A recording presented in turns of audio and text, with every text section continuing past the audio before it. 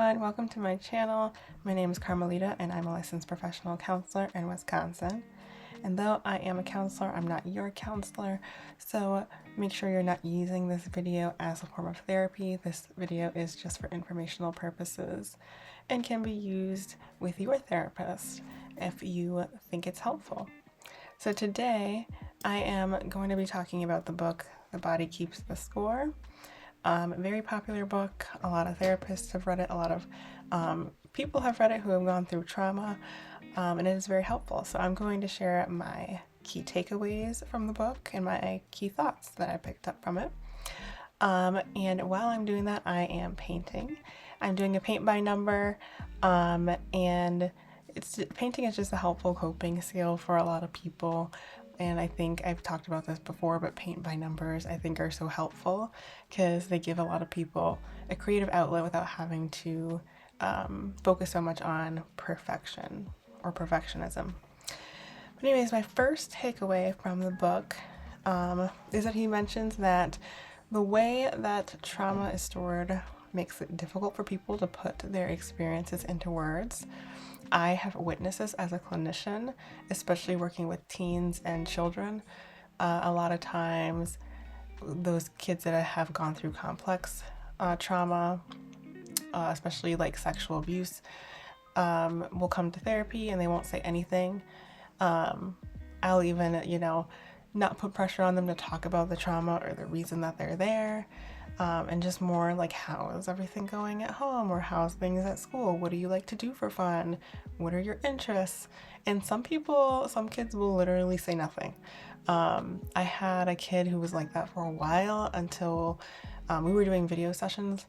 And so I suggested we do in person. And so when we did in person, they opened up a little bit more.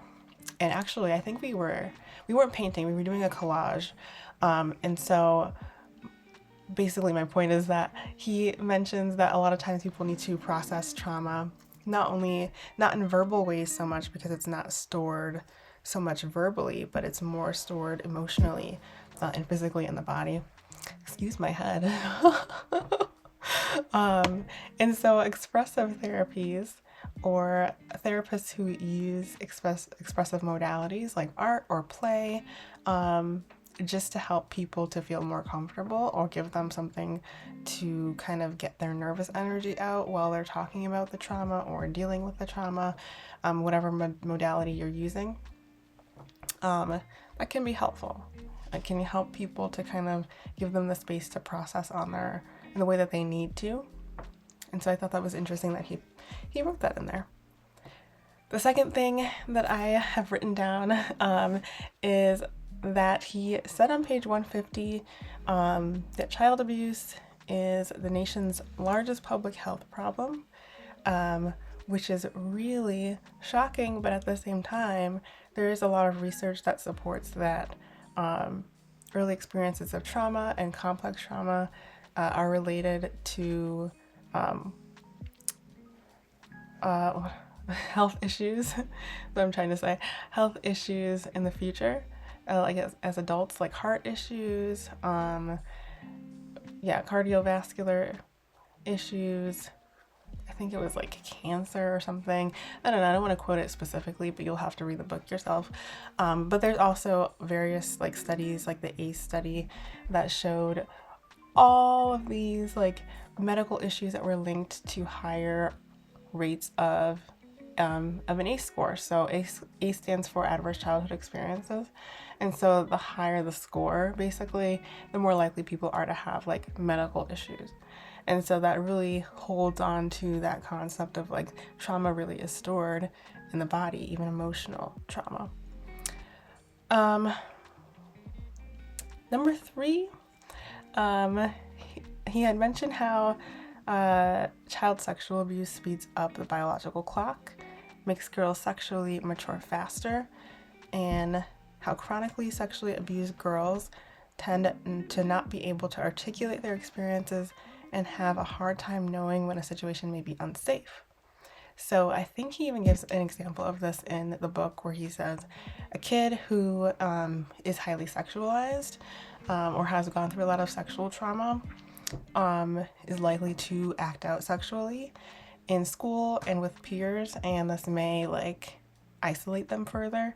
And so a kid who's isolated is not going to really, excuse me, is not going to pick up on or learn even skills and boundaries about like what is and what is not safe. And so they're actually at a higher risk of being abused again, because they might be in situations where they shouldn't be, like that's not developmentally appropriate for their age, but because this is what they've known and they don't know any other way, and they're pretty isolated from peers because of their behaviors, they're more likely to be abused again.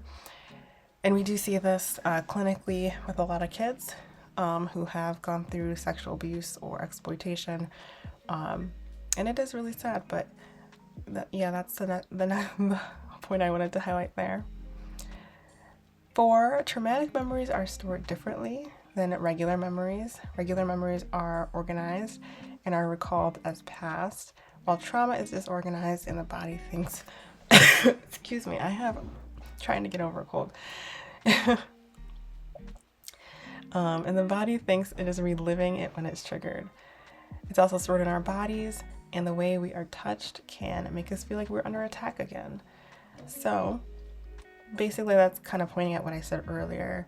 Our traumatic memories are stored somatically, so like physically in our body and in our emotions rather than logically.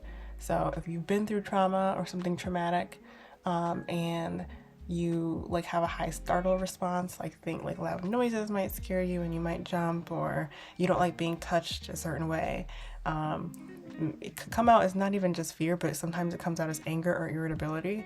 That's a trauma response, and that is how your body is basically responding to the trigger.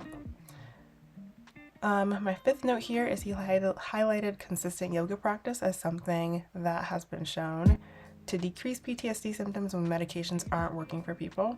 I find that very helpful and interesting because a lot of clients don't want to use medications. They have complicated issues with medications or adverse effects of medications. Some people are highly sensitive to medications.